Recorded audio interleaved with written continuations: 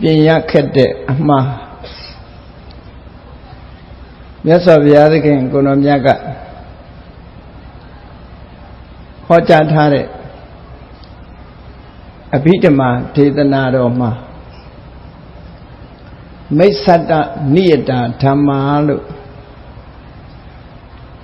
ပြင်ရခက်တဲ့အမှားနဲ့ပတ်သက်ပြီးဟောကြားပြီးတော့ထားတာရှိ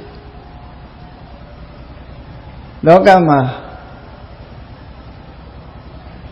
အမှားတစ်ခုကျွလွန်မိပြီဆိုလို့ရှိရင်ပြင်လို့ရတဲ့အမှားရှိတယ်ပြင်လို့မရတဲ့အမှားရှိပြင်ဖို့လဲအလွန်ခက်တဲ့အမှားမျိုးအဲ့ဒီအမှားမျိုးဟာမကျွလွန်မိစေဖို့လို့မြတ်စွာဘုရားကဒီဒေသနာတော်ဟောပြီးတော့ထားတယ်လို့နားလည်ကြရမှာပေါ့အမှန်ကျွလွန်မိတယ်လို့ဆိုတဲ့နေရာမှာမသိလို့ကျွလွန်တာလဲတစ်မျိုးတမင်သက်သက်ကျွလွန်တာလို့လဲတစ်မျိုးအမှန်မှန်ခွဲခြားသိနိုင်စွာမရှိလို့အမှန်ထင်ပြီးတော့ကျွလွန်မိတာလည်းပဲရှိတယ်ပေါ့ဒါကြောင့်မို့ပြင်ရခက်တဲ့အမှားသို့မဟုတ်ပြင်မရတဲ့အမှားဆိုတာဘာတွေခေါ်တယ်လဲဆိုတာဘုန်းကြီးတို့တွေသိရှိနားလည်ထားဖို့လိုအပ်ဒီအမှားတစ်ခုကျွလွန်မိပြီဆိုလို့ရှိရင်ပြင်လို့မရတော့ဘူးလို့လည်းပြောလို့ရတယ်သို့မဟုတ်ပြင်ဖို့ခက်တယ်လို့လည်းပြောလို့ရတယ်ပြင်ဖို့ခက်တယ်ဆိုတာနည်းနည်းလျှော့ပြောတဲ့သဘောပဲ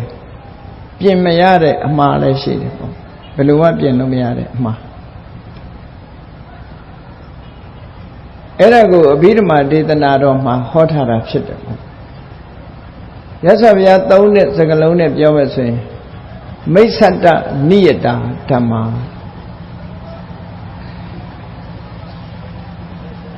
မိစ္ဆတနိယတာလို့ဆိုတာမိစ္ဆတဆိုတာတဘာဝအဖြစ်မှားနေတယ်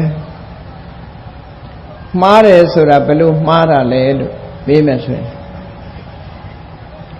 ပြုလုပ်တဲ့ပုဂ္ဂိုလ်ကတော့ချမ်းသာဒုက္ခရလိမ့်မယ်အကျိုးစီးပွားကိုဖြစ်လိမ့်မယ်လို့ကျိုးစီးပွားရဖို့ဆိုတဲ့ရည်ရွယ်ချက်နဲ့လုပ်တာပဲဘယ်ပုဂ္ဂိုလ်ပဲဖြစ်ဖြစ်အကျိုးမဲ့ဖြစ်အောင်လုပ်တာတော့မဟုတ်ဘူးတရားဝါရီဆိုတာချမ်းသာဒုက္ခကိုလိုလားတာအကြည့်ပဲဆင်းရဲအောင်လုပ်တယ်ဆိုတာမရှိဘူးစိတ်ထားမှန်းနေပြီဆိုလို့ရှိရင်ကတော့ကိုချမ်းသာမဲ့ထင်လို့လုပ်ကြတာဆိုပါစို့စူးစိုက်လုပ်တဲ့ပုဂ္ဂိုလ်တွေပဲစိတ်မမှန်လို့စိတ်ညစ်လို့စူးစိုက်လုပ်တယ်ဆိုတဲ့ပုဂ္ဂိုလ်ဟာချမ်းသာမဲ့ထင်လို့လုပ်တာပဲလေဆက်ပြီးတော့အသက်ရှင်နေဆင်းရဲမှာပဲတည်သွားရင်အေးတာပဲလို့ပြောတော့ချမ်းသာမဲ့ထင်လို့လုပ်တာကောင်းမဲ့ထင်လို့လုပ်ကြတာချစ်ပဲအကုန်ဒါကကိုယ့်ကိုတတ်သိတဲ့စူးစိုက်လုပ်တဲ့ပုဂ္ဂိုလ်တွေတောင်မှပဲချမ်းသာမဲ့ထင်ပြီးတော့လုပ်တယ်တခြားအလုပ်တွေလည်းထို့တူပဲတရားဝါရီရဲ့အသက်ကိုတတ်ပြီးတော့စီးပွားဖြစ်ရင်ချမ်းသာတယ်ငွေကြေးဒနာရရင်ချမ်းသာတရားဝါအသက်ကိုတတ်ခြင်းကြောင့်ဖြစ်ပေါ်လာမဲ့ဆင်းရဲဒုက္ခဆိုတာထက်မတွက်ဘူးအကုသိုလ်တွေထက်မတွက်ဘူးချမ်းသာဒုက္ခရဖို့ဆိုတဲ့ချမ်းသာမယ်ဆိုတဲ့ရည်ရွယ်ချက်နဲ့လုပ်တာသို့တော့ကိုလိုလားတဲ့ချမ်းသာကြီးရလာလို့ဆိုမရဘူးမကောင်းတဲ့ကံတွေရဲ့အကျိုးဖြစ်ထွန်းလာပြီဆိုလို့ရှိရင်ဆိုးကျိုးတွေဟာစုပြုံပြီးတော့ရောက်လာဆိုပါစို့မိမိယောဂနဲ့မတည့်တဲ့အစာစားတဲ့ပုဂ္ဂိုလ်ဟာလည်းသူစိတ်ထဲမှာဒါစားလိုက်ရလို့ရှိရင်စိတ်ထဲမှာจิตနဲ့နှစ်သက်မှုဆိုတဲ့ချမ်းသာဒုက္ခကိုရလိုက်မယ်လို့လောက်တာပဲစားပြီးတဲ့အခါမှာထိုအစာကနေဖြစ်ပေါ်လာတဲ့အကျိုးသက်ရောက်မှုကြတော့ပြင်းထန်တဲ့ယောဂဝေဒနာကိုခံရပြန်ဘယ်သူပဲဖြစ်ဖြစ်ချမ်းသာဒုက္ခရလိုက်မယ်ထင်ပြီးတော့လောက်ကြတာပဲချမ်းသာဒုက္ခရလိုက်မယ်လို့မျှော်လင့်ချက်နဲ့လောက်ကြတာပဲ Though could mention Nandra Makaipu Sura Lube. A count of your manta women, Soria Yaula. Soria Yaula. Sojuri, Yashi Kanzala. Era mio solure, Pinyakade Masura. Pinyakade Masura. Come Tim look be mellow. Mesata Mare the Bove, a Madaku, low like day. Eri Amaha Niyada, a Jew, Tolopoya, Deja Nevi. So, a say a Jote Yamugu, Mamiemu, a Sekatare, Yamagago, Taude Boko. Pioshun Lure, say net, down like be mellow. A say a Jote Yalavi, saying, Pianomiade, and it ham you out on Dido Solo. Mare Sura, Kuye, Miolinje, Pemalara, Mare, look for it. Now the Kuga.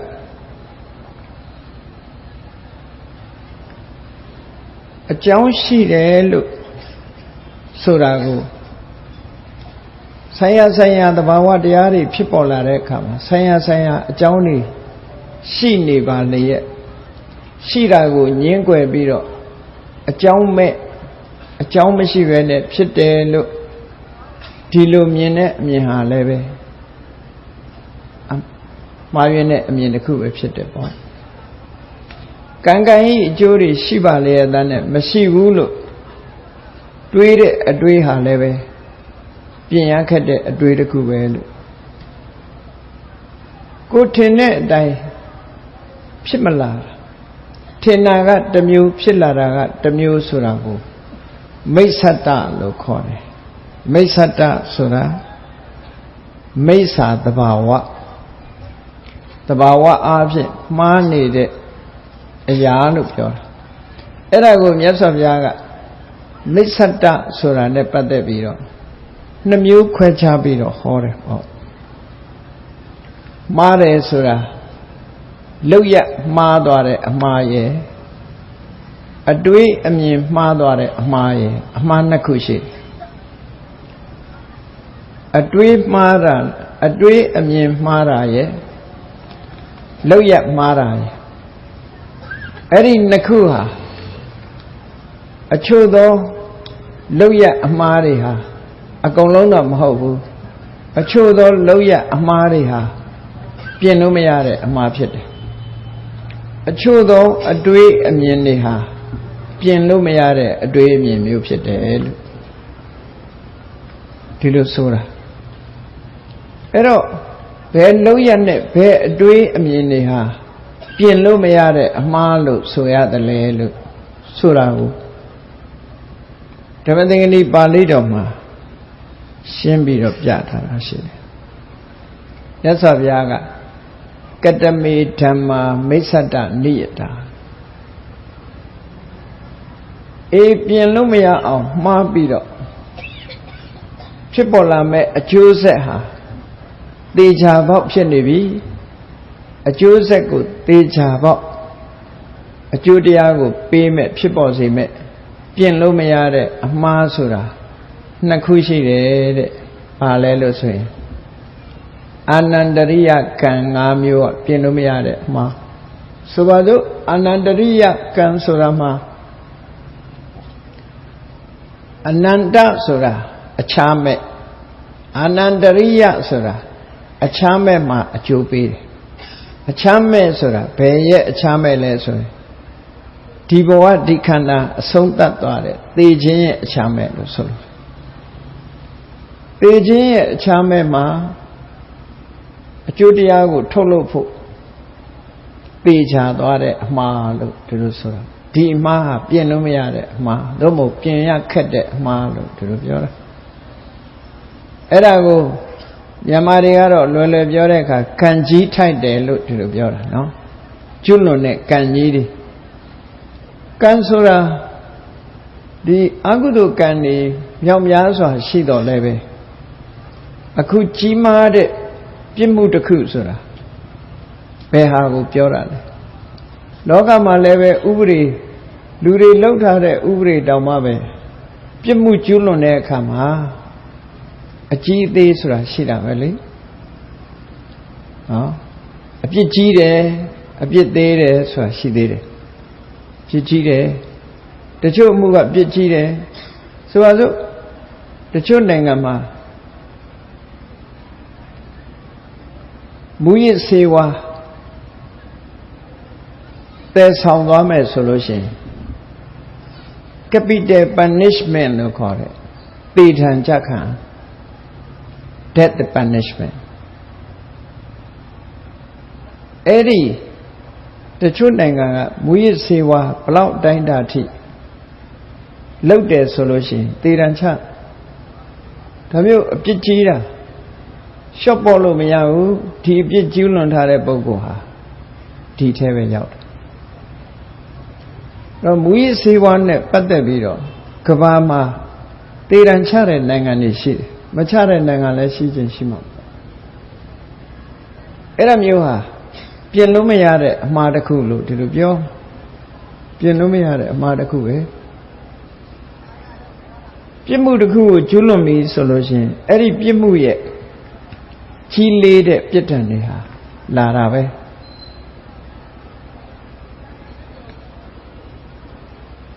မြန်မာပြည်မှာဆိုလို့ရှိရင်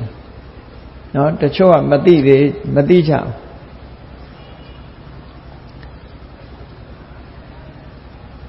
ဒိုင်ယာစီပင်ဆိုတဲ့ဆေးပြားရှိတယ်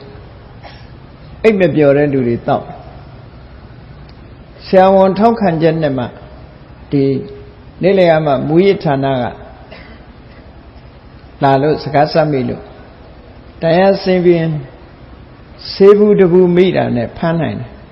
ထောင်ချနိုင်တယ်ဆိုတာသိထားမို့လို့နော်ကိုယ့်လက်ထဲမှာဒိုင်ယာစီပင်ဆေးဘူးထည့်ထားလို့ပလင်းအပြည့်သူတို့ကန့်သက်ထားတာတော့ရှိမှာပေါ့ဒိုင်ယာစီပင်ဆိုတာတာမန်ပုဂ္ဂိုလ်တွေကသိတာအိတ်မပြောရင်တောက်တဲ့ဆေးဖြစ်တာသိတယ်သို့တော့မြန်မာနိုင်ငံမှာမူရစ်တစ်မျိုးအနေနဲ့သတ်မှတ်ထားထောင်ချနိုင်တယ်အဲ့ဒီဆေးလက်ထက်မိရင်ထောင်ချနိုင်တယ်ဖမ်းဆီးခံရနိုင်ဆရာဝန်ဆေးစာနဲ့မှအကန့်အသတ်ဆေးပြားနဲ့မှဒါတွေပြနိုင်ရမယ်မပြနိုင်မဲ့နဲ့လက်ထဲမှာအဲ့ဒီဆေးဘူးတွေ့မယ်ဆိုရင်တော့ဖမ်းခံမှာဒါလည်းသိထားဖို့လိုတာကိုပြောတာနော်မူရစ်ဆေးဝါးနဲ့ပတ်သက်လာအလုံးသိနေတာဒိုင်ယာစီပင်ဆိုအိတ်မပြောတဲ့ဆေးပဲအိတ်မပြောရင်အိတ်ဆေးအနေနဲ့သုံးချကြတာအမှားတစ်ခုကျွလွန်မိသွားပြီဆိုလို့ရှိရင်ပြစ်ဒဏ်ဆိုတာနောက်ကလာတော့တာအေးကြီးလေးတဲ့ပြစ်မှုတစ်ခုအနေနဲ့ဘုရားမြတ်စွာဟောကြားထားတာကိုတတိထားဖို့ရတာဘာတော့ဆိုရင်မိမိဘဝမှာလူဘဝကိုလာခွင့်ပြုတာဘယ်သူကလာခွင့်ပြုတာပြောမယ်ဆိုလို့ရှိရင်အေးကုသိုလ်ကံကြောင့်လူဖြစ်လာတာဟုတ်တယ်ကုသိုလ်ကံကလူဘဝပို့တာဟုတ်တယ်ဒါပေမဲ့ကိုယ့်ဟာကိုယ်လာလို့ရလားမရဘူးလက်ခံတဲ့လူရှိမှလာလို့ရတာလေကိုလူဘဝရလာတာဟာဘသူရဲ့ခြေစုတရားလဲလို့ပြန်ကြည့်မယ်ဆိုရင်အမေနဲ့အဖေအမေအဖေကလူဘဝလာခွင့်ပြုလို့မိမိတို့လူဘဝရောက်လာတာဆိုတော့ခြေစုအကြီးဆုံးပုဂ္ဂိုလ်လူတိုင်းရဲ့ခြေစုအကြီးဆုံးပုဂ္ဂိုလ်ဒီကိုယ့်ရဲ့မိဘသာဖြစ်တယ်အဲ့ဒီမိဘကိုဘယ်နည်းနဲ့မှမစော်ကားတတ်ဘူးမပြစ်မှားတတ်ဘူးတမန်ပြစ်မှားရင်တော့အပြစ်ကြီးတယ်အဲ့ဒီမိဘကိုသေအောင်ဒေါသတကြီးနဲ့တမင်တပ်ပြီးမိဘသေဆုံးသွားပြီဆိုလို့ရှိရင်အဲ့ဒီပုဂ္ဂိုလ်ရဲ့အမှားဟာပြင်လို့မရတဲ့အမှားလို့ခေါ်တယ်ပြင်လို့မရတဲ့အမှားရဲ့ပြစ်ဒဏ်ကိုဘယ်တော့ခံရမလဲလို့မေးလို့ရှိရင်သေသည်ဤအခြားမဲမှာသေချာပေါက်သူဟာဒီပြစ်ဒဏ်ကိုခံရ အသက်ရှင်တော့ခံမခံရအောင်မလဲဘာဖြစ်လို့မခံရတာတုံးလို့မေးလို့ရှိရင်ကုသိုလ်ကံရဲ့အရှိန်တွေနဲ့လူဘဝရောက်နေတာရောက်နေတော့အဲ့ဒီကံရဲ့အရှိန်ဝါတွေရှိနေသေးသည့်အတွက်ကြောင့်အရှင်လက်လက်တော့ငရဲကြမသွားဘူးရှင်လက်လက်ငရဲကြတော့မဟုတ်ဘူးသို့တော့အဲ့ဒီပြစ်မှုတစ်ခုကိုကျွလွန်မိလိုက်တာနဲ့တပြိုင်နက်ဒီပုဂ္ဂိုလ်ရဲ့ဒုတိယဘဝဟာလာမဲ့ဘဝဟာသေချာပေါ့ငရဲကိုကြမယ်ဆိုပြောလို့ရတယ်အဲ့ဒါကိုဆိုလိုတယ်နိယတပြင်မရတဲ့အမှားတစ်ခုတာမန်လူတယောက်ကိုတတ်တဲ့ပါဏာတိပါဒကံနဲ့မိမိပေါ်မှာခြေဆုအရှိဆုံးလူလောကလာခွင့်ပြုတဲ့လူလောကရောက်လာဖို့အတွက်အကူအညီပေးခဲ့တဲ့မိဘဆိုတဲ့ခြေဆုအကြီးဆုံးပုဂ္ဂိုလ်ကိုစိတ်လိုက်မှန်မှဒေါသအလျောက်တပ်ဖြတ်ကျွလွန်တာပြုပြီးဆိုလို့ရှိရင်ဒီအမှားဟာပြင်မရတဲ့အမှားလို့ခေါ်တယ်နော်ပြင်မရဘူးပြင်မရဘူးဆိုတာကုသိုလ်ကောင်းမှုတွေဘလောက်လုံးလို့ပြင်လို့မရတော့ဘူးလို့ဆိုလို့တယ်ဒီလာမယ့်ဘဝမှာသေချာပေါက်ကျင်းသည်အကျိုးပေးမှာကိုပြင်မရဘူးလို့ပြောတာတန်တရားမှာပြင်မရဘူးလို့ဒီလိုပြောတာမျိုးတော့မဟုတ်ဘူးနော်လာမယ့်ဘဝမှာသူဟာသေချာပေါက်ငရဲမှာဒုက္ခခံရမယ်ဆိုတာဘယ်သူကငရဲပို့တာတော့ဆိုသူတဏ္ဍာမှာဖြစ်သွားတဲ့မိဘကိုတတ်လောက်အောင်ပြင်းထန်တဲ့ဒေါသနဲ့တွဲဖက်လာတဲ့အကုသိုလ်စေတနာကနေပို့တာဘယ်သူကမှပို့တာမဟုတ်ဘူး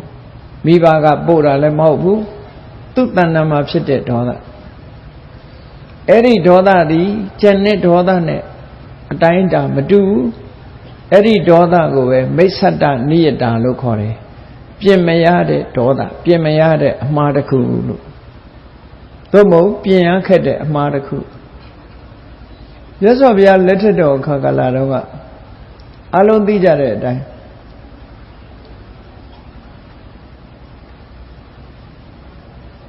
ဗေမိသာရမင်းကြီးနဲ့ဝေဒေဟိမိဖုရားတို့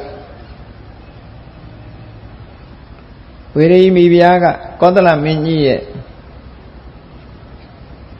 မဟာကောသလမင်းကြီးရဲ့သမီးတော်ပသိနေရီကောသလရဲ့နှမဆွေကြီးမျိုးကြီးဆိုတာကောသလမင်းကြီးရဲ့နှမဗေမိသာရမင်းကြီးရဲ့မိဖုရားခေါင်း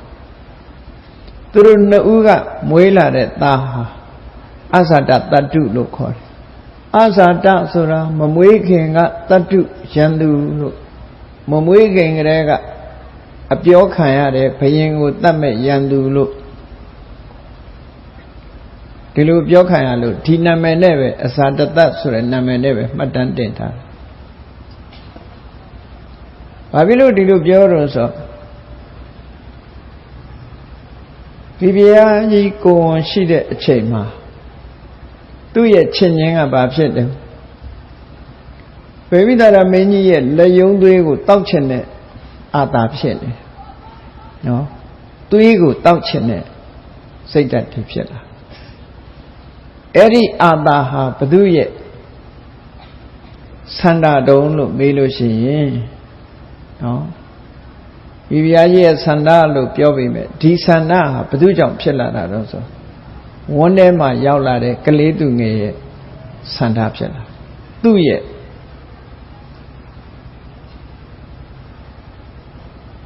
ဘုရင်ကြီးရဲ့ရန်သူဖြစ်မဲ့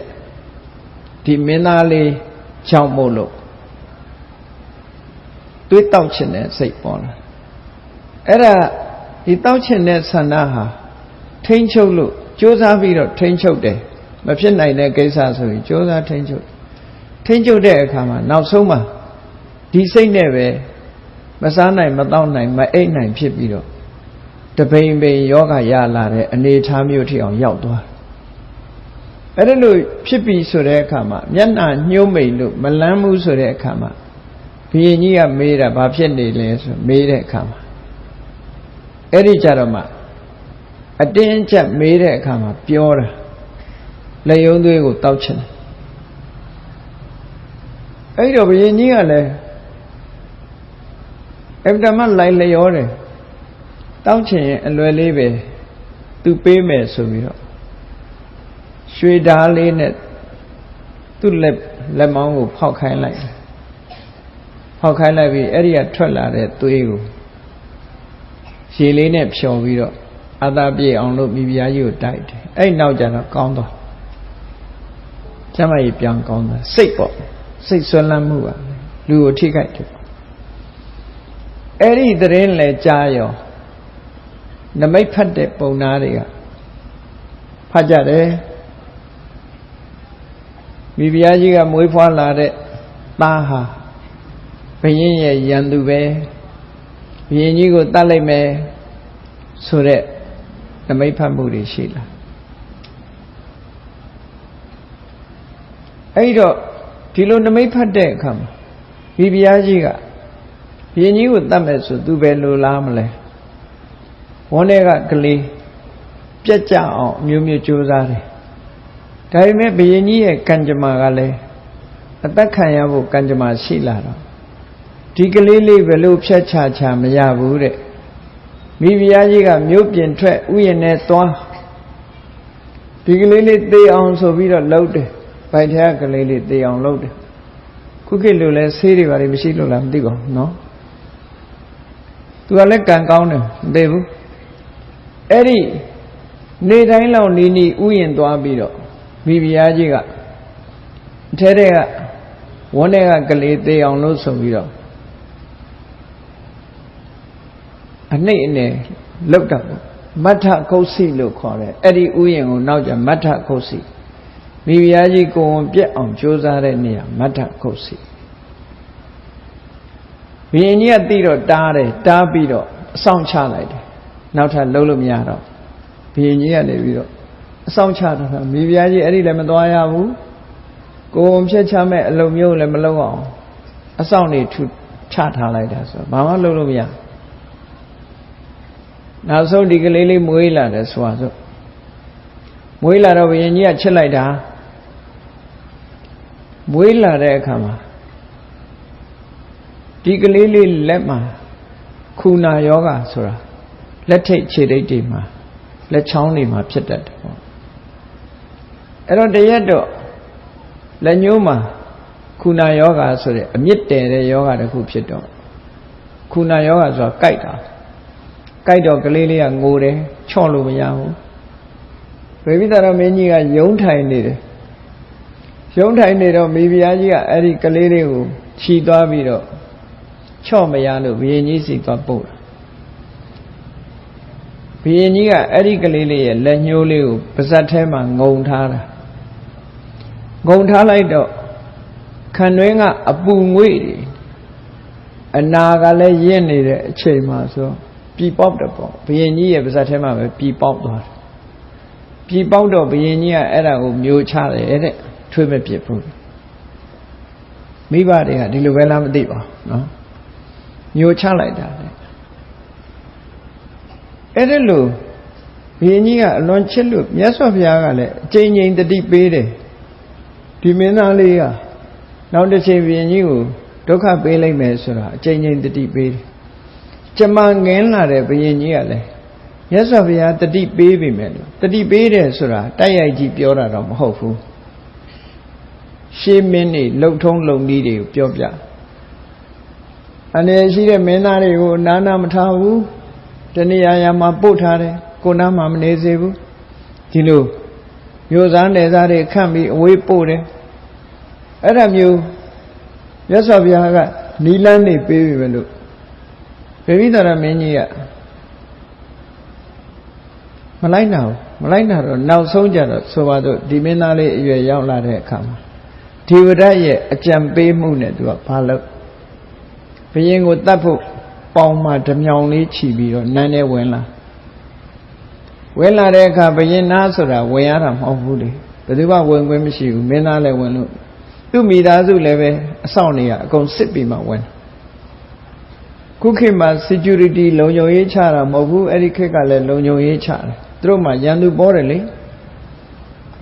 အကုန်လုံးစစ်ဆေးကြည့်တဲ့အခါမင်းသားလဲလာတာမင်းသားကိုတွေ့တဲ့အခါမှာအကုန်စစ်တော့ပေါင်းမှဓမြောင်းခြီထားတာတော့တွေ့ဖမ်းတော့တာပေါ့သူနောက်ဆုံးကြတော့ဘုရင်ကြီးစီရောက်တော့ဘုရင်ကြီးကဘာလို့မလို့လဲဆိုဘုရင်ကြီးကိုတတ်ငါ့ကိုဘာလို့တတ်ချင်တာလဲယာရုအာဏာလိုချင်တယ်ဟောယာရုအာဏာလိုချင်တာများငါတတ်เสียမလို့ပါဘူးမင်းကိုထိနှံလွှဲပါမယ်ဆိုလွှဲလိုက်တာဘုရင်ကြီးကနောက်ဆုံးကြတော့ပြောရမယ်ဆိုရင်အဲ့ဒီလိုထိနှံလွှဲပြီးတော့အကြံပေးတဲ့ပုဂ္ဂိုလ်ကလည်းပေးတာဆိုတော့ဒီတိုင်းထားရင်တော့တနေ့ကျမင်းပြန်အာနာသိမ့်ခံရလိမ့်မယ်ဆိုတော့ဘုရင်ကြီးကိုဖမ်းထောင်ထဲထည့်ပလိုက်နောက်ဆုံးမှာခြေဘွားဓာခွဲပြီးတတ်တဲ့အဆင့်ရောက်သွားတယ်ပေါ့နော်အဇာတတဟာအဖတ်တတ်တဲ့ကံကိုကျွလွန်မိသွားတယ်ဖတ်တတ်တဲ့ကံကိုကျွလွန်မိသွားပြင်မရတဲ့အမှားလို့ပြောအဲ့ဒီအချိန်မှာမြတ်စွာဘုရားကတက်တော်85နှစ်ရှိပြီဘုရားတက်တော်ဟာတွက်ကြည့်လို့ရတယ်ပေါ့ဗိမိတာရမင်းနန်းကျသွားပြီအဇာတတတက်လာတာဟာဘုရားတက်တော်82နှစ်မှာတက်တာဘုရားတက်တော်80ကိုဘုရားပြိဋိဘံမဆံမီ8နှစ်မှာတက်တာအဲ့ဒါလို့ပြစ်မှုတစ်ခုကိုကျူးလွန်လိုက်တာဒီကျူးလွန်မိကြတဲ့ကသူဟာစိတ်ဆင်းရဲမှုတွေနဲ့ကြုံတွေ့ပြီးမြတ်စွာဘုရားနဲ့တွေ့ဖို့ကြိုးစားတယ်မြတ်စွာဘုရားကိုလည်းမတွေ့ဝွန်ဘူးဘာဖြစ်လို့မတွေ့ဝွန်တော့ဆိုဒေဝရရဲ့စကားကိုနားထောင်ပြီးတော့လေးသမားတွေဘုရားကိုပြစ်တတ်ဖို့လက်ဖြောင်းလေးသမားတွေလွတ်ထားလဲသူပါတယ်နာလာဂိရိဆင်ကြီးကိုဘုရားဆုံးခံကြွလာတဲ့အခါမှာဘုရားကိုဆင်နှင်းတတ်အောင်လွတ်ထားလဲသူပါတယ်ဒီပြစ်မှုကြီးတွေကျူးလွန်ထားတာဖြစ်တယ်ပေါ့နောက်တစ်ခါဒေဝရာကြီးကကြောင်မောင်းဆင်ပြီးတော့မြတ်စွာဘုရားကိုကိစ္စကုတ်တောင်ကကြောင်မောင်းဆင်ပြီးတော့ဘုရားအောက်ဈဉ္ဉံလျှောက်နေတဲ့အချိန်မှာကြောက်တုံးလှိမ့်ချကံလျော်စွာလန်ခုလက်ကကြောက်ဆောင်ကြီးတစ်ခုနဲ့ဝင်တိုက်ပြီးတော့ကြောက်တစ်ခုကနှစ်ခုတိုက်လိုက်တဲ့အရှိန်ကြောင့်မို့လို့ကြောက်ပြားတစ်ချက်ကပဲ့ပြီးတော့မြတ်စွာဘုရားခြေထောက်ကိုမှန်တယ်နော်မြတ်စွာဘုရားရဲ့ခြေထောက်ကိုသွားမှန်လိုက်တဲ့ခြေမဟာဒဏ်ရာအလွန်ပြင်းသွားသည့်အတွက်ကြောင့်မြတ်စွာဘုရားလမ်းမလျှောက်နိုင်တော့ဘူးရဟန်းတော်တွေလာပြီးတော့ထမ်းစင်မော်တင်ပြီးတော့ဘုရားကိုမတ္တကုတ်စီဆိုတဲ့ဥယျာဉ်ဘက်ကိုမသွားကြပြင့်ကဲဒီနေရာမှာကြည့်အဇာတတတ်ကအဖတ်တတ်တဲ့ပြင်မရတဲ့အမှားတစ်ခုကိုသူကျူးလွန်လိုက်တယ်နောက်ပိုင်းရောက်လာတဲ့အခါမြတ်စွာဘုရားနဲ့တဆောင်မုံလာပြီနေ့တခုသောတဆောင်မုံလာပြီနေ့မှာတွေ့ပြီးတော့ယဟန်ဘဝရဲ့အကျိုးကျေးဇူးတွေလက်တွေ့ပြနိုင်တာကိုမေးပြီးတော့တာမညဖလတုတ်နာပြီးတဲ့အဆုံးမှာစိတ်သက်သာရာရသွားတယ်ဘုရားကိုဝန်ချတောင်းပန်တယ်တကယ်ကိုတရားသဖြင့်အုပ်စိုးတဲ့အပြစ်မရှိတဲ့ခမည်းတော်မင်းကိုတတ်မိတာသူမှားပါတယ်တိခတ်မှာခွင့်လွတ်ပါဆိုမြတ်စွာဘုရားစီကိုတောင်းပန်အဖေကတည်သွားပြီလေအဖေစီတောင်းပန်ကြမရှိဘူးဘုရားပဲတောင်းပန်တယ်ဘုရားရှိဝန်ချတယ်ပေါ့အဲ့ဒါလို့ဝန်ချလိုက်တာဟာအပြစ်ကြေသွားတာလို့ဒီလိုဆိုလိုတာမဟုတ်ဘူးအခုလည်းပဲပြောရမယ်ဆိုရင်ဒါ confession လုပ်တာလို့ခေါ်တယ် confession လုပ်တာဟာအပြစ်တွေကြေသွားတာလို့ဒီလိုပြောတာမဟုတ်ဘူးနော်မှားခဲ့တဲ့အမှားကအမှားပဲလုံးမိပြီးသားကလုံးမိပြီးသားပဲဒါကိုပြင်တာမဟုတ်ဘူးသဘောပေါက်ဖို့ရကိုလုပ်ခဲ့တဲ့အမှားဟာပြင်မရတဲ့အမှားရှိဒီစကားကိုပြောတာပေါ့ what have been done cannot be undone ဆိုအင်္ဂလိပ်စကားတခု what have been done ဆိုတာလုပ်ခဲ့တဲ့အရာတခုဟာ cannot be undone မလုပ်ဘူးလို့ဖြစ်အောင်လုပ်လို့မှမရတာလုပ်ပြီးသားလေပြင်လို့မရဘူးပြင်လို့မရတဲ့အမှားဘယ်ဟာပဲဖြစ်ဖြစ်တော့လုပ်ပြီးသားသို့တော့ဩကာသကရောကျိုးနဲ့ ကြော့ပြီးတော့တောင်းပန်ရင်တချို့ကပြေတယ်လို့ထင်တာနော်ဒီအပြစ်တွေပျောက်သွားတယ်လို့ထင်တာအပြစ်ပျောက်ခြင်းရဲ့အကြောင်းတရားတော့ဖြစ်တယ်အရေးကြီးတာဘာလဲလို့ဆိုရင်ဘာကိုကုစားတာလဲဆိုရင်သဘောပေါက်ဖို့လိုအပ်တယ်အနုမို့ဆိုရင်ထိတ်ခေါက်ပြီးမှတောင်းပန်နေကြမှာပဲလေထိတ်ခေါက်တာခေါက်ပြီးနေပြီလေထိတ်ခေါက်ပြီးတောင်းပန်လိုက်ရင်ကြေတယ်လို့ဒီလိုထင်နေကြမှာမဟုတ်ဘူးအပြစ်ကဖြစ်သွားပြီဖြစ်သွားတဲ့အပြစ်ကိုပြင်နာလားလို့ဆိုမဟုတ်ဘူးအကုသိုလ်ကနှစ်ခုရှိတယ်လို့မှတ်အာရမ္ဗစလှုပ်လို့ဖြစ်တဲ့အကုသိုလ်ကတစ်ခုအဲ့ဒီလှုပ်ထားတဲ့အကုသိုလ်ပေါ်မှာစိတ်ထဲမှာတပူပူတမူမူတနွေးနွေးဖြစ်နေတဲ့စိတ်ဆင်းရဲမှုတွေဖြစ်နေတဲ့တောကရောက်နေတာကနော်ဝိပတိတာရဇလို့ခေါ်တယ်တောင်းပန်တယ်ဆိုတာအဲ့ဒီဝိပတိတာရဇဆိုတဲ့အကုသိုလ်ကိုဖယ်တာစိတ်ထဲမှာကြည်သွားပြီတောင်းပန်လိုက်ပြီဆိုတဲ့အခါမှာနော်အကုသိုလ်ကဆက်မပွားတော့ဘူးလုတ်ပြီးသားပြင်လို့မရဘူးနောက်ထပ်ဆက်ဖြစ်နေမဲ့အရာကိုတားလိုက်တာဒီသဘောကိုဆိုလို့အကုသိုလ်နှစ်ခုရှိတယ်လို့မှတ်ထားလုတ်လို့ဖြစ်တဲ့အကုသိုလ်ကတစ်ခုအဲ့ဒါဘယ်လိုလုပ်ပြင်လို့မရဘူးလေဖြစ်ပြီးသားဖြစ်ပြီးသားပြင်တာဘာတော့ဆိုအဲ့ဒီအပေါ်မှာစိတ်ပူနေတာမပူရအောင်တောင်းပန်လိုက်တဲ့အခါလူတွေကစိတ်ထဲမှာအေးချမ်းသွားတာရှိတယ်အဲ့ဒီအေးချမ်းသွားမှုကိုဖြစ်စေတာဆိုလိုတယ်အဲ့တော့တောင်းပန်ခြင်းဟာအကျိုးမရှိဘူးလားလို့မေးလို့ရှိရင်တပိုင်းအကျိုးရှိတယ် confession ဘာတော့စိတ်မပူတော့ဘူးငါတောင်းပန်ပြီးပြီစိတ်နှလုံးအေးချမ်းသွားအဲ့တော့အဲ့ဒီနောက်မှာကိုကဆက်လုပ်ရမယ့်အလုပ်တွေရှိသေးတယ်ဘာတွေလဲတောင်းပန်ပြီးတဲ့နောက်မှာအာယတိန်တံဝရံအပိစတိနောက်ထပ်မလုပ်တော့ပါဘူးဆိုတဲ့ဝန်ခံကတိ promise ပေးပြီးတော့ဘယ်တော့မှဒီအမှားမျိုးကိုမကျွလွန်ပြီးတဲ့အမှားအတွက်လည်းနောင်တရပြီးတော့ဒီအမှားကိုပြင်တယ်ကောင်းတာတွေကြီးပဲဆက်လုပ်တယ်ဆက်လုပ်သည့်အတွက်ကြောင့်ရေများရင်ရေနိုင်မီးများမီးနိုင်စွာလို့လုပ်ခဲ့တဲ့အမှားတစ်ခုထပ်မလုပ်သည့်အတွက်ကြောင့်အမှားကတော့အမှားအတိုင်းပဲရှိတယ်သို့တော့ကောင်းတာတွေကိုဆက်လုပ်သည့်အတွက်ကြောင့်အမှားဟာ isolated ဖြစ်သွားသူ့ကိုကောင်းတာတွေနဲ့ရံပတ်ထားတဲ့အခါသူအခွင့်မရတော့ဘူးလို့ဒီလိုပြောတာနော်ပျောက်သွားတာလို့ပြောတာမဟုတ်ဘူးအေးတော့ကြတော့ဒူးလေးထောက်ပြီးတော့ဖဖရာခွင့်လွတ်တော်မူပါဆိုတာနဲ့အကုန်ခွင့်တွေလွတ်သွားတယ်လို့လည်းမအောင်မေ့နေနဲ့ဒီလိုပြောတာမဟုတ်ဘူးလွတ်သွားတာဘာလွတ်တုံဆိုရင်ဒီအတွက်စိတ်ပူပြီးတော့ဖြစ်နေတဲ့အကုသိုလ်တွေတော့လွတ်သွားတယ်နောက်ဆုံးမှာအာယတိန်တံဝရနောင်ဆောင်စည်းပါတယ်ဆောင်စည်းပါမယ်ဆိုတဲ့ promise အရာတကယ်ဆောင်စည်းပြီးတော့နေလို့ရှိရင်တော့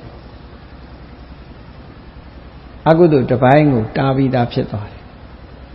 တားပြီးသားဖြစ်တဲ့အတွက်ကြောင့်ကောင်းတာတွေကြီးအများလုပ်တဲ့အခါမှာကောင်းတာတွေကသာ chance ရပြီးမကောင်းတာက chance မရဘူးဆိုရင်သူအကျိုးပေးဖို့အခွင့်တာမှကံဆိုတာအကျိုးပေးလို့ရတယ်အခွင့်မတာတော့ဘူးဒါမျိုးကိုဆိုလိုတယ်လို့တောင်းပန်တယ်ဆိုတဲ့အဓိပ္ပာယ်အဲ့ဒီအဓိပ္ပာယ်ရနော်အခုလည်းအဇာတတဟာသူတောင်းပန်လိုက်သည့်အတွက်ကြောင့်အကျိုးမရှိဘူးတော့မဟုတ်ဘူးဘာအကျိုးရှိသွားစိတ်နှလုံးအေးချမ်းသွားတယ်နောင်တတွေဖွင့်ဟပြီးဝန်ခံလိုက်တယ်စိတ်နှလုံးအေးချမ်းသွားသို့တော့အမှားကိုပြင်လို့ရလားဆိုမရဘူးတေတော့ငရဲကြမှာပဲဒါပဲဒါကပြင်လို့မရတဲ့အမှားလို့ပြောတာနော်အမေတတ်တယ်အဖေတတ်တယ်နောက်တစ်ခုကဘာတော့ယဟန္တာကိုတတ်မိတယ်ပြင်လို့မရတဲ့အမှားပဲရသော်ဘုရားကိုသွေးစိမ့်တီအောင်လုပ်တယ်ခုနဒေဝရကြောင်မောင်းဆင်ပြီးတော့သူကြိုးစားတာဘုရားကိုတတ်ဖို့ကြိုးစားသို့တော့ဘုရားဆိုတာသူများတတ်လို့သေတဲ့အမျိုးအစားမဟုတ်ဘူးသူ့ရဲ့လောက်ရကြောင့်ခြေထောက်မှာဒဏ်ရာရသွားတယ်လောဟိတုပ္ပါဒကလို့ခေါ်တယ် ဖရာရဲ့ခန္ဓာကိုယ်ကကွဲအပ်ပြီးသွေးထွက်သွားတာမျိုးဆိုတာတော့မရှိဘူးတဲ့သို့တော့သွေးချီဥသွားတာဒဏ်ရာရသွားတာရှိတယ်ဆရာစီဝကကြီးက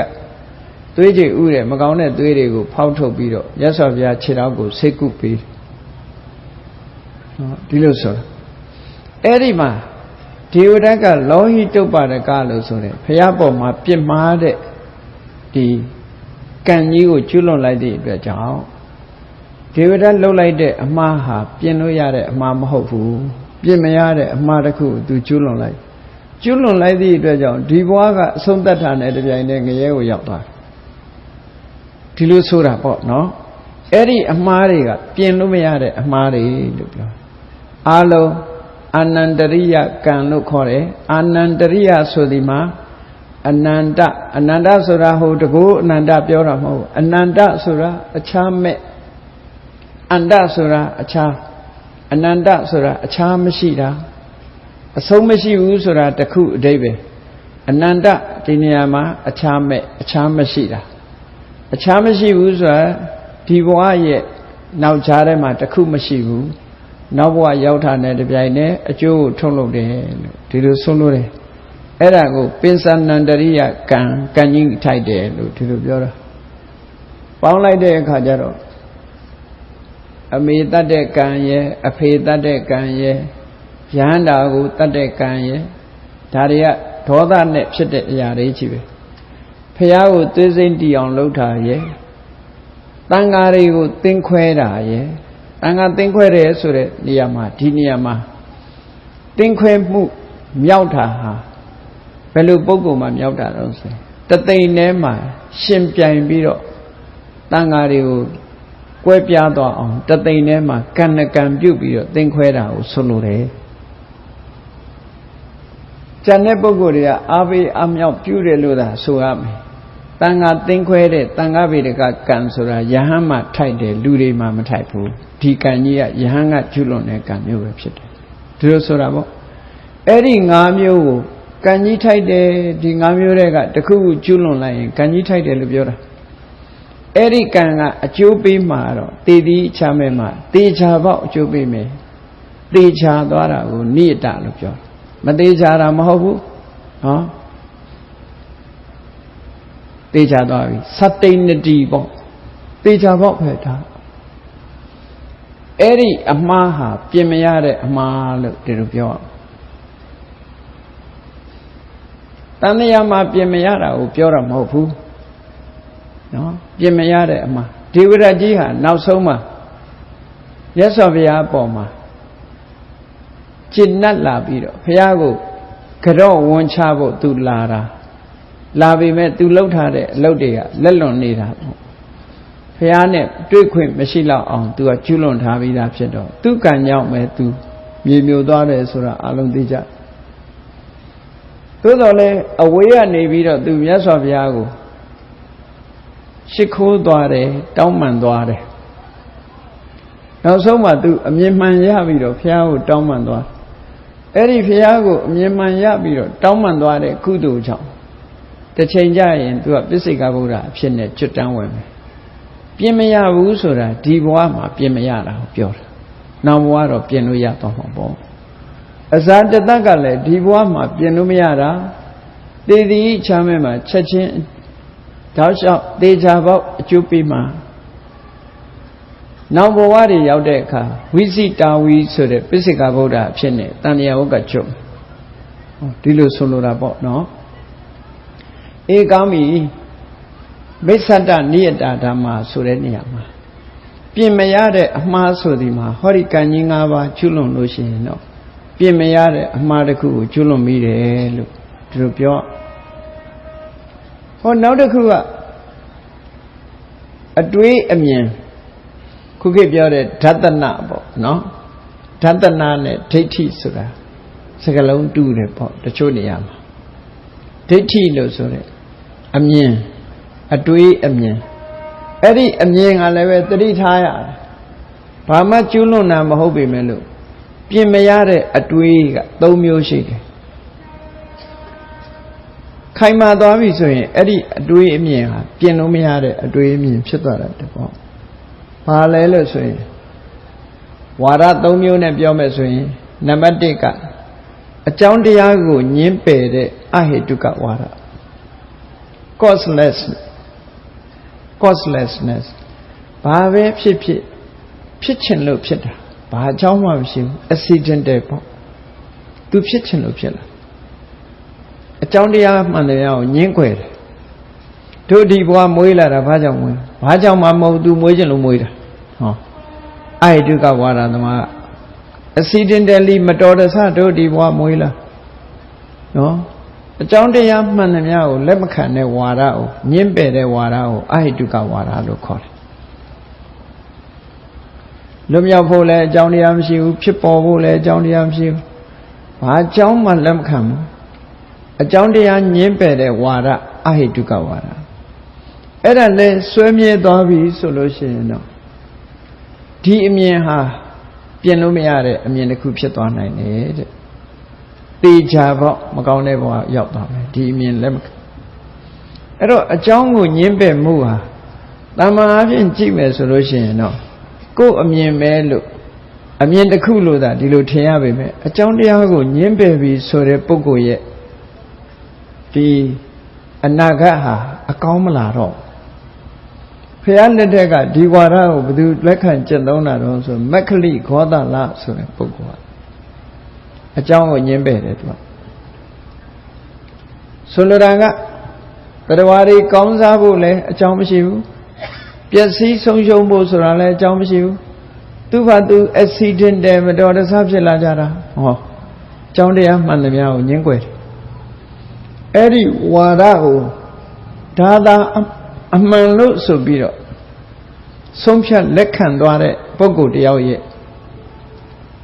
အနာဂတ်ဟာကောင်းတဲ့အနာဂတ်မဖြစ်နိုင်ဘူးတဲ့ဟောနောက်တစ်ခုကဘာလို့ဆိုရင်အကရိယဝါဒပုရဏကတ္တဗလက်ခံတဲ့ဝါဒမျိုးပုရဏကတ္တဗဘာလို့ဆိုကံကိုညှင်းပယ်လိုက်တာအကရိယဝါဒဆိုတာလုပ်လို့မရဘူး non action ဘာမှလုပ်လို့မရဘူးကုသိုလ်ဆိုတာမရှိဘူးမရှိလို့ကုသိုလ်လုပ်လို့မရဘူးအကုသိုလ်ဆိုတာလည်းမရှိဘူးအကုသိုလ်ဆိုတာလုပ်လို့မရဘူးလူတွေကထင်တယ်ဒါနလုပ်တယ်သီလလုပ်တယ်ကုသိုလ်ရတယ်လို့ထင်တယ်မရဘူးတဲ့သူကကံတရားဆိုတာရှိကိုမရှိဘူးလူတွေကထင်နေတာအကုသိုလ်သူများတတ်တယ်တတ်တယ်သူများဥစ္စာတွေခိုးတယ်လူတွေကဒါအကုသိုလ်လို့ထင်တယ်မဟုတ်ဘူးတဲ့အကုသိုလ်ဆိုတာမရှိဘူးတဲ့မရှိသည့်အတွက်ကြောင့်လုပ်လို့မရဘူးဒီကံတရားတွေရဲ့အကျိုးဟာလည်းမလာဘူးလို့ကံကိုညှင်းပယ်တဲ့ဝါဒကိုအကရိယဝါဒလို့ခေါ်တယ်ပုရဏကတ္တဗရဲ့ဝါဒဟာအကရိယဝါဒဒါလူလောကကြီးမှာတစ်ချိန်ကရှိခဲ့တဲ့ဝါဒတွေပဲเนาะအဲ့ဒီအကရိယဝါဒကိုနှစ်ချိုက်ပြီးတော့ဒါသာလင်အမှန်လို့လက်ခံဆုံးဖြတ်သွားတဲ့ပုဂ္ဂိုလ်ရဲ့အနာဂတ်ဟာအကောင်းမလာတော့ဘူးဆိုလို့နောက်တစ်ခုကဘာလဲလို့ဆိုရင်နတ္ထိကဝါဒလို့ခေါ်တယ်နတ္ထိကဝါဒဆိုတာကံရဲ့အကျိုးတရားကိုညှင်းပယ်တာအကျိုးတရားကိုညှင်းပယ်အဲ့ဒါ10ချက်ရှိတယ်မြန်မာတွေဘုရားဘာသာတွေသိတဲ့ဒီဒုစရိုက်10ပါးထဲမှာအဘိဇာဗျာပါဒမိစ္ဆာဒိဋ္ဌိလို့ဒီလိုရှိတယ်အဲ့ဒီမိစ္ဆာဒိဋ္ဌိဆိုဒီမှာဒီနတ္ထိကဝါဒကိုပြောတာတက္ကရာဒိဋ္ဌိတို့ဘာလို့ပြောတာမဟုတ်ဘူးဒီနတ္ထိကဒိဋ္ဌိကိုပြောတာဘာကိုညှင်းပယ်တာတော့ဆိုအကျိုးတရားကိုညှင်းပယ်ကံတရားတွေရဲ့အကျိုးကိုညှင်းပယ်သူဘယ်လိုညှင်းပယ်တုံးလို့ဆိုနတ္ထိဒိဋ္ဌံနဲ့လှူလို့တန်းလို့ကုသိုလ်ရတယ်လှူခြင်းတန်းခြင်းရဲ့အကျိုးရှိတယ်ဆိုတာလက်မခံမရှိဘူးတဲ့နတ္ထိယိဋ္ဌံအကြီးအကျယ်ပူဇော်ပတ်သခြင်းရဲ့အကျိုးရှိတယ်ဆိုတာလည်းမဖြစ်ဘူးရှေးခေတ်က sacrifice ဆိုပြီးတော့လှုပ်တာတွေရှိတယ်လေ sacrifice လုပ်လို့ရှိရင်နတ်ပြည်ရောက်တယ်ဗြဟ္မပြည်ရောက်တယ်နဲ့ဆိုပြီးတော့တတ်နိုင်တဲ့ပုဂ္ဂိုလ်တွေကအများကြီးငွေကြေးဒနာကုန်ကြခံပြီးတော့လုပ်တယ်အဲ့ဒါတွေဟာအလကားပဲအကျိုးမရှိဘူးညင်းပဲနတ္ထိဟုတံ လက်ဆောင်ပဏ္ဏပေးတယ်ဆိုတာမျိုးတွေရဲ့အကျိုးလည်းမရှိဘူးလို့အကျိုးကိုညှင်းပယ်တာသူက၃ခုနောက်တစ်ခုကပါတော့နတ္ထိတုက္ကတဒုက္ကတနံကမ္မနံဖလံဝိပါကောကုသိုလ်ကံအကုသိုလ်ကံတွေရဲ့အကျိုးရင်းအကျိုးပြားဆိုတာမရှိဘူးကုသိုလ်လုပ်ခြင်းလုပ်ဘာအကျိုးမှမရဘူးအကုသိုလ်လုပ်ခြင်းလုပ်ဘာအကျိုးမှမရဘူးဟောအကျိုးကိုညှင်းပယ်နတ္ထိအယံလောကောနတ္ထိပရောလောကောတမလွန်ဘဝဆိုတာလည်းမရှိဘူးဒီဘဝဆိုတာလည်းမရှိဘူးဟိုဘဝဒီဘဝဆိုတာမရှိဘူးလို့နှစ်ခုညှင်းပယ်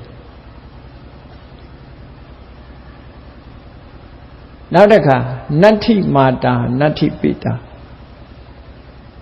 စကားလုံးရဲ့အဓိပ္ပာယ်ကတော့နတ္ထိမာတာဆိုတာအမေမရှိဘူးနတ္ထိပိတာအဖေမရှိဘူးဆိုလိုတဲ့အဓိပ္ပာယ်ကတော့အမေဖေကိုစော်ကားလည်းအပြစ်မရှိဘူးအမေဖေကိုပြုစုလုပ်ကြွေးတဲ့အကျိုးလည်းမရှိဘူးလို့အကျိုးတရားကိုညှင်းပယ်တာအမေဖေကိုအတိမတ်မပြုဘူးဆိုကြတဲ့အမေဖေပေါ်မှာပြုလုပ်တဲ့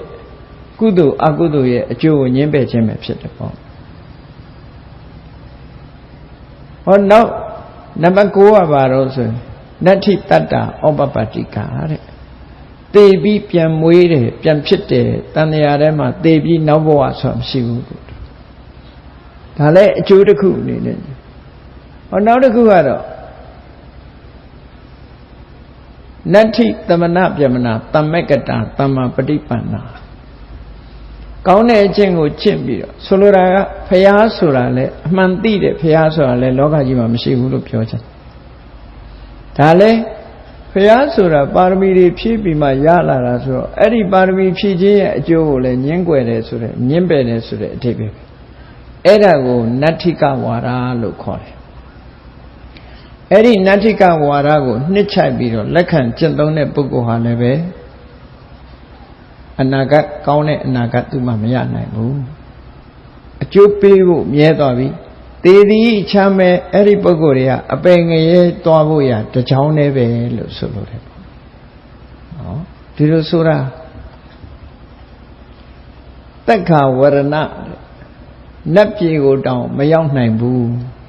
သူတို့ပြောတာကံပေါင်းလိုက်တဲ့အခါကျတော့အာဟိတုကဝါဒကအကြောင်းကိုညှင်းပယ်တာအကရိယဝါဒကကံတရားကိုညှင်းပယ်တာနတ္ထိကဝါဒကကံတရားရဲ့အကျိုးကိုညှင်းပယ်တာဆိုပေါင်းလိုက်တော့ဒီသုံးခုကကံကံရဲ့အကျိုးကိုလက်မခံတာပဲဖြစ်သွားအဲ့တော့ဗုဒ္ဓဘာသာဖြစ်ဖို့ရာကံကံရဲ့အကျိုးကိုလက်ခံမှဗုဒ္ဓဘာသာဖြစ်တယ်အ ਨੇ ဆုံးဗုဒ္ဓဘာသာရဲ့ခံယူချက်ဟာကံတရားနဲ့ကံတရားကအကျိုးကိုလက်ခံတယ်အခုခေတ်စကားနဲ့ပြောမယ်ဆိုလို့ရှိရင်ကိုလှုပ်တာကိုပဲတာဝန်ယူရမယ်ဆိုတဲ့သဘော responsible ကိုပြောတာနော် responsibility ကိုလှုပ်တာကိုနဲ့ပတ်သက်တယ်ကိုပဲတာဝန်ယူရမြတ်စွာဘုရားကမ္မတက္ကတာဝါဒဆိုဒီမှာဘာကိုပြောတာလဲလို့ဆိုရင်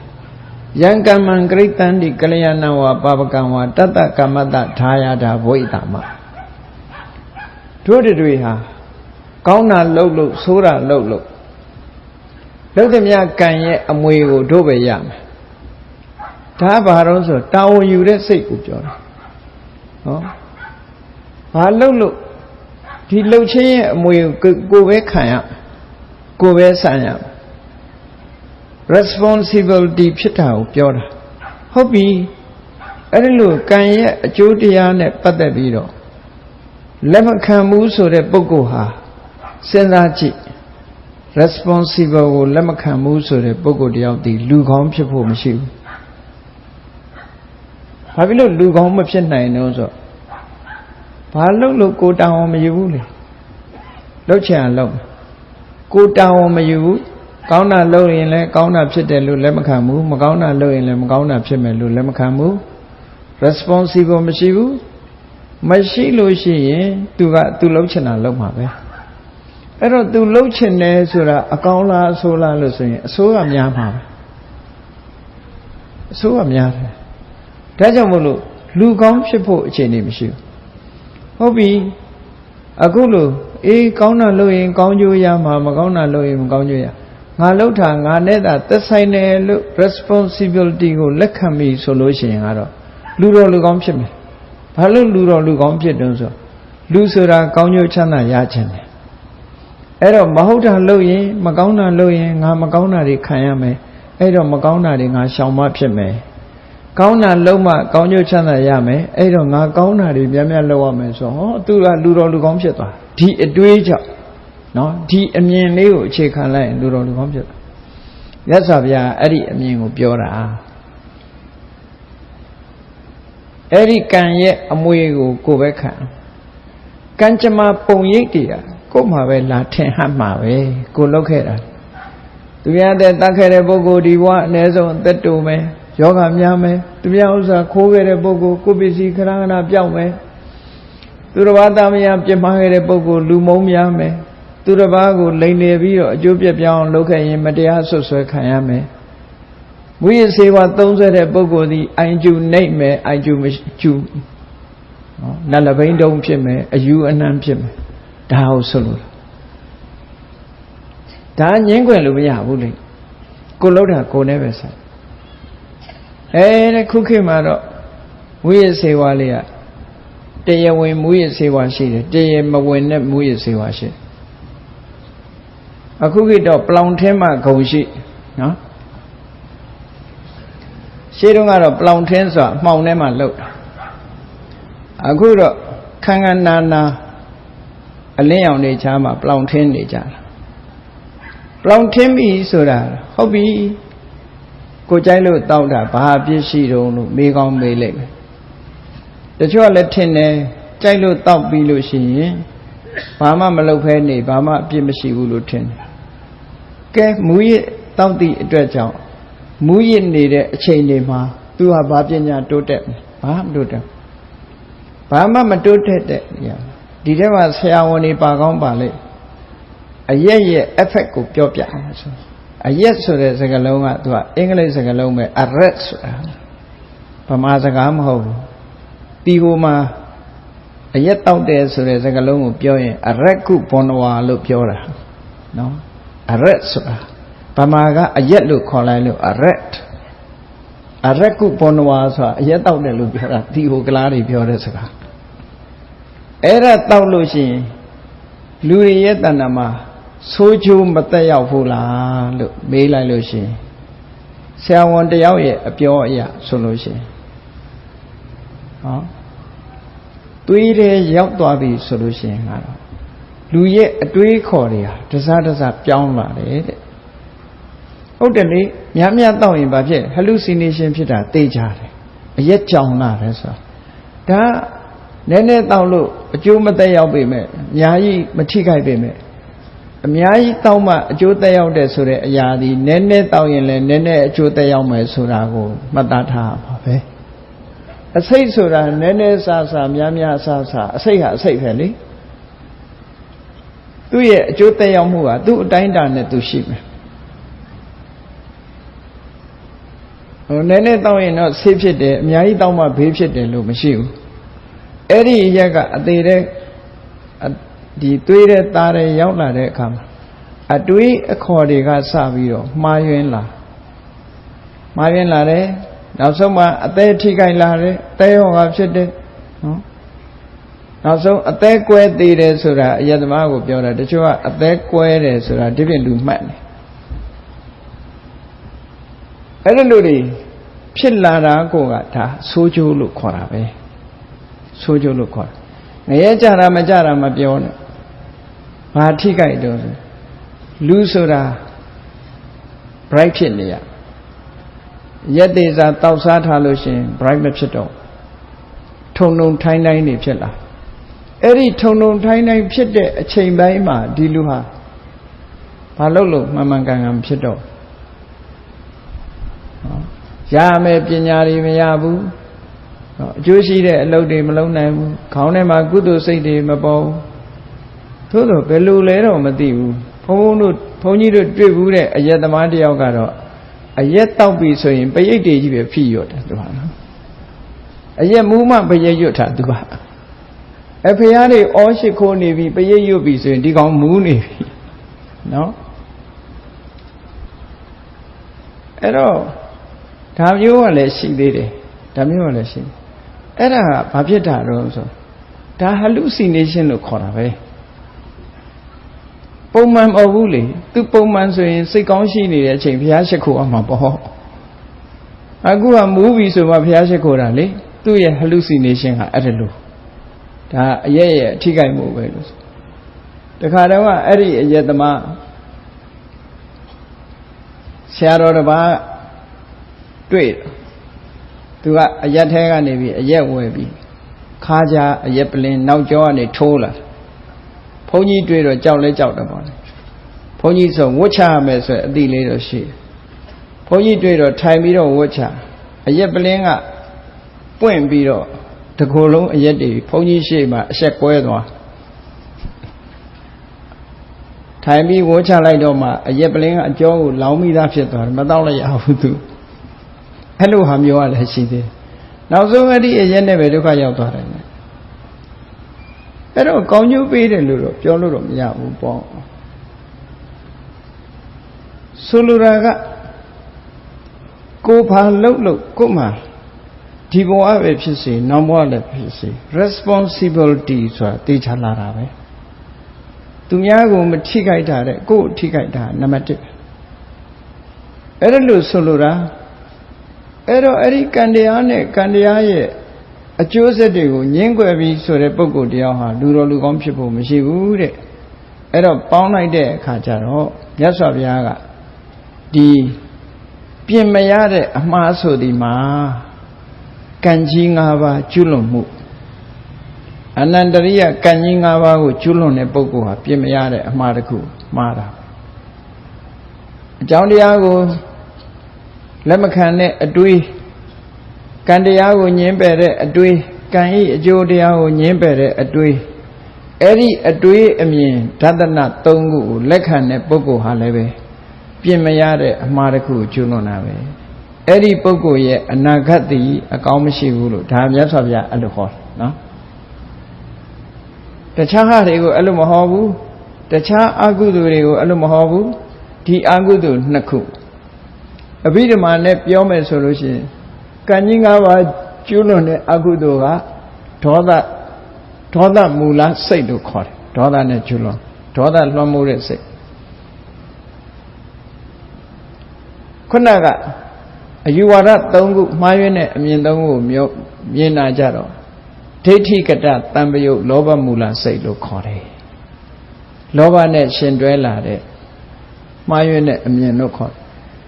အဲ့ဒီအကုသိုလ်12မျိုးထဲမှာပေါင်းလိုက်လို့ရှိရင်ဒါအကုသိုလ်6မျိုးပေါ့နော်အကုသိုလ်6မျိုးအကုသိုလ်စိတ်12ခုရှိတဲ့အထဲမှာအကုသိုလ်စိတ်6ခုဟာပြင်မရတဲ့အမှားကျွလွန်သွားတဲ့အနေအထားမျိုးတစ်ခုဖြစ်အောင်မြတ်စွာဘုရားကမိစ္ဆတနိယတာဓမ္မာလို့ဒရသင်္ကနီပါဠိတော်အဘိဓမ္မာ9ကျမ်းမှာပထမဆုံးကျမ်းမှာဒီလိုဟောထားတာဖြစ်ပါတယ်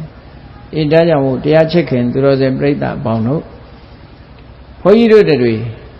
ဒီဘဝမှာပုရုဇဉ်မို့အမှားကျွလွန်မိတော့လဲပြင်မရတဲ့အမှားကိုတော့မကျွလွန်မိစေဖို့တတိထားကြရမှာဖြစ်တယ်ပြင်မရတဲ့အမှားကိုကျွလွန်မိပြီဆိုလို့ရှိရင်တော့ကောင်းတဲ့အနာဂတ်ရဖို့အမြဲတမ်းခရင်တယ်ဒါကြောင့်မို့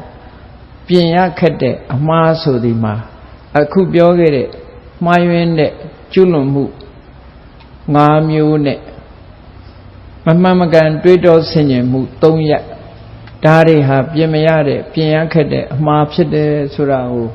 တတိထားပြီးဒီအမှားတွေမကျွလွန်မိအောင်တတိထားပြီးရှောင်ကျင်ပြီးကောင်းကျိုးချမ်းသာရစေနိုင်တဲ့ကိုချင်းတရားများမိမိတဏ္ဍာမှာတည်ဆောက်လို့ကုသိုလ်ဖြစ်ပွားအောင်ကြိုးစားအားထုတ်နိုင်ကြပါစေကုန်သတည်း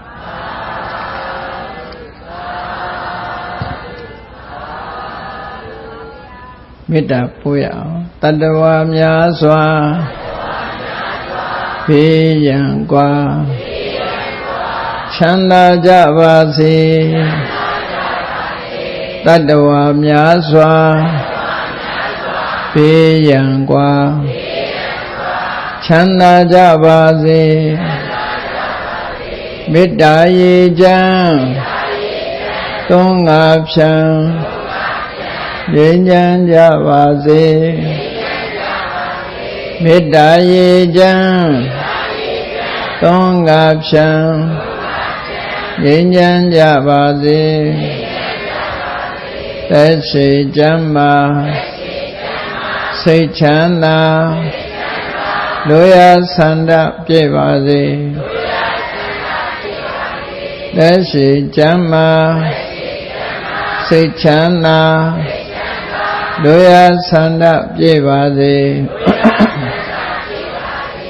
ဓမ္မောတတံပိဝိတဝါနဝိသာသဗ္ဗေတမုဟတာအာဇရမရာတိတိဘာဝနိဗ္ဗာနံယန္တုတာရောဓမ္မောတရံလောဘဒေါသမောဟစိတ်တောင်းကင်းပြောက်ကြည်အေးတရားစေကိုပိဝိတဝဝန္တာရှင်ပြတောက်ကြရနာကြရကုန်သောကြောင့်ဝိသတဝေပူဇာညစ်နောက်ကိလေသာအစရတောဟုသမျှတို့သည်တမုဟတာပိဉ္ချဘက်တွင်ရေမတင်တဲ့ကဲ့သို့ကင်းစင်လွင်ပြောင်းပေမရောက်အောင်ပယ်ဖြောက်အပ်ကုန်သည်ဟွန်တုစင်စစ်မသွေဖြစ်ကြပါစေကုန်သတည်းအာဇရမရံအိုခြင်းလဲကွာနာခြင်းလဲကင်းသေးခြင်းလဲရှင်းထသောတိတိဘဝကိလေသာဟုပုခတ်သိကင်းခြင်းရာအစစ်ဖြစ်ပေထသောနိဗ္ဗာန်နိဗ္ဗာန်ဟုခေါ်အေးမြူတော်သို့သာရောတရားချစ်ခင်စိတ်ကောင်းဝိညာသူတော်စင်များတို့သည်ယန္တုပါရမီအဆင့်ဆင့်မြင့်နေမြင်၍မလင့်ပုံသေးဆက်ရောက်တော်မူကြပါစေကုန်သတည်း